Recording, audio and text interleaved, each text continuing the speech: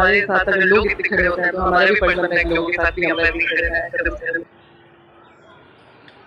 2025 के विधानसभा चुनाव पवन सिंह की पत्नी ज्योति सिंह जेडीयू से लड़ने वाली है और ये बिल्कुल कन्फर्म हो चुके हैं। आप लोग देख सकते हैं कि ज्योति भाभी खुद उन जेडीयू के ऑफिस से मिल करके उन्होंने बातचीत करके आ रही है। नमस्कार दोस्तों, राधे राधे। आइए आप से लोग अच्छे होंगे, मस्त होंगे, स्वस्थ होंगे।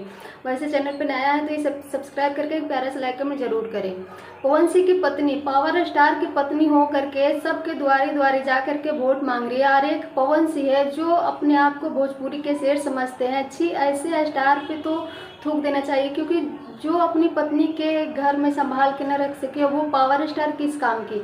सब लोग सही बोलते हैं, जो अपनी पत्नी को सम्मान इज्जत प्यार नहीं दे सकते, घर में नहीं रख सकते, वो घंटा के पावर स्टार है। ऐसे ऐसे पावर स्टार के मतलब फिर भी इनके फैन अपने पावर स्टार पर बहुत ही ज़्यादा घमंड करते हैं। वैसे देख सकते हैं कि ज्योति भाभी पे कितना ज़्यादा गंदा गंदा सब सिंगर लोग गाना बना रहे हैं, वो भी होली के सॉन्ग आप सुन के एकदम दंग रह जाएंगे।